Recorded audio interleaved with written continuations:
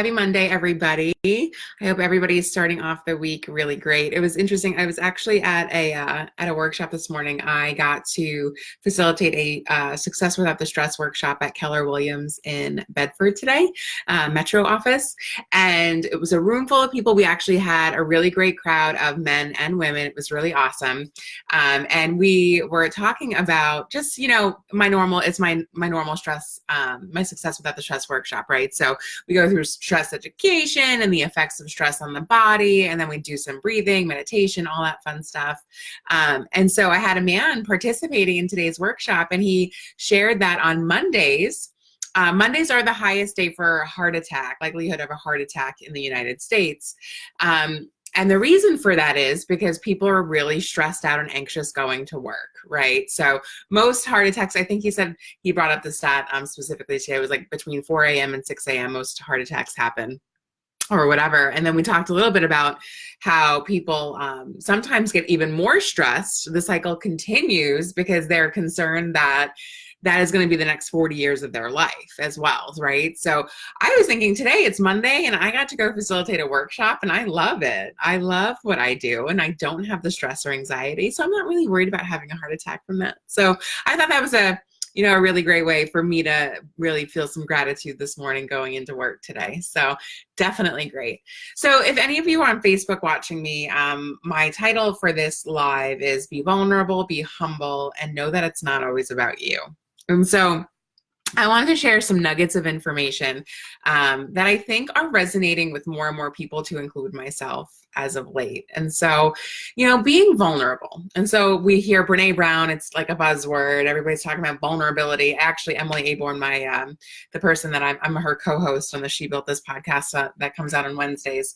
We were talking about the word vulnerability and how we just want that shit to go away. Like, let's just do it. Like, let's stop talking about it and let's just be it, right? And that's a hell of a lot easier said than done. And so I think, you can see Marley. She's so cute. My little doggy's on the couch behind me. Squirrel. So being vulnerable makes it okay for people to be vulnerable back. And so why I say that is, if you're a leader in a workplace, if you're a manager of a team, if you're a partner, if you're a parent, if you are, in any sort of interpersonal relationship, which I know that you all are, if you constantly have this wall up, people can tell, right? Like, energy is a real thing.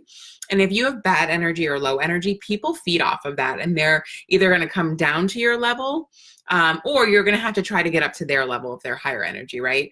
And so if you are just yourself, and if you are, open about the truth of your life, you're going to attract that as well, right? And so, like, for me today, I actually left my workshop feeling a little deflated's not the right word, because I was like huge adrenaline high, but sometimes when you're so vulnerable, people know that. And I love that about myself, right? People come to me because they know that I don't mind talking about the things that are hard for people to talk about. But sometimes you have to protect yourself from those energies, because I am so empathetic and I'm so vulnerable, and I feel tremendous pain when people tell me their hardships at times.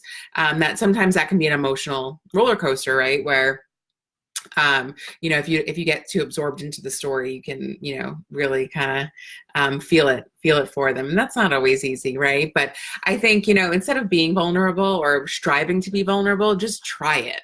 Just feel what it's like to just be and not hide behind your story, right? And so being humble, that's like my segue into being humble. And so, I had this really great conversation with a man who's hopefully going to be on the PTSD podcast soon. He's a prior service Army vet, just moved here with his wife, who's from Germany. Just a few months ago. He's a real estate agent now and killing it. And so, he and I were talking first about how vulnerability creates a safe environment. But being humble, and, I think a lot of times people will wear their challenging experiences on their sleeve and boast about it. And so, we talked this morning actually about the choice, right?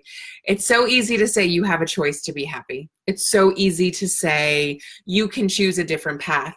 It's not. Okay, fun fact, it's not. It's not easy to choose anything, and sometimes you can't even choose anything. And so I think sometimes, you know, we see a lot of life coaches or a lot of empowerment people, and they are just, I've been through hell and back, and I, you know, can get you there too. And I think sometimes we need to reel it back, right, and know that not everybody receives that well. And so if we're more humble about our vulnerabilities, if we're more humble about the stories that we're telling and what we're sharing about ourselves, we're more approachable, right? And so, you know, it's, people are going to meet you where you're at, but not everybody's at that place, right? Just because I talk about my trauma so openly doesn't mean that other people need to. And so I think if you're humble and kind, you're more likely going to attract and have those really great conversations where people can open up, and you can build a better team, or you can have a better relationship, a better friendship, and that sort of thing. And lastly, I wanted to share that it isn't always about you, right?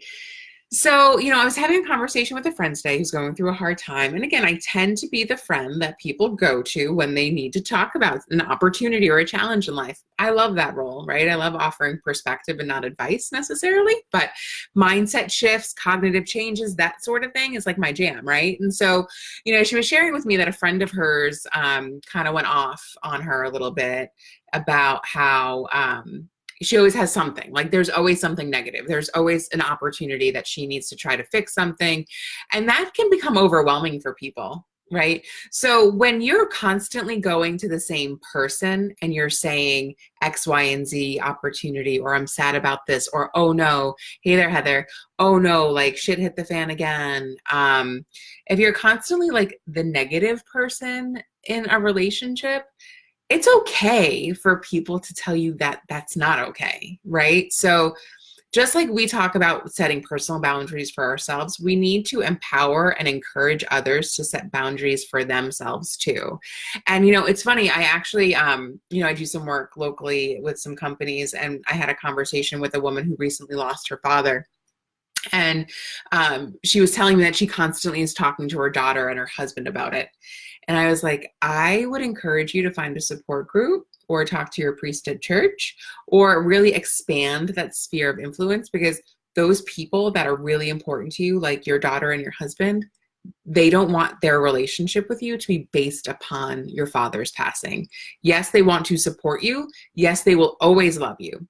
But you should build a relationship with them outside of that and encourage that connection, rather than, because you know what, honestly, like if you think about it, if you have a friend that's constantly coming to you with negativity, with an opportunity, with sadness, which is all fair, completely fair that they feel that way, but that's what they call you for, is only to vent or to have a situation, or like they don't want to necessarily do that forever. And that's okay. Like it's totally okay. Try to see it from their perspective, because it's not always about you, right? They might just be going through a tough time and they can't handle your stuff too. They might not be able to emotionally regulate themselves, let alone take on your problems too. So sometimes people have to do that. You know, we oftentimes set these expectations that are like super high standards for people, and we're expecting them to achieve this greatness. They're human. People are human. And we can't expect them to not be who they are, right? Sure, people can be coached and learn over time and all that good stuff. But, you know, that's part of this wonderful place we live in, is that people get to be themselves. So anyhow, so that's my wisdom for the day, for this Monday morning, or Monday afternoon now. It's already 4 o'clock. It is also my anniversary, so I need to give a shout out to my wonderful husband, Charlie Farley, who lives this crazy life with me. He's absolutely amazing. And again, I just want to, you know, Keller Williams today, real estate agents out there, I walked into that Bedford Metro office today, and the energy, the buzz, the people, it was honestly awesome. It was a great office energy. I have not experienced something like that in a long time.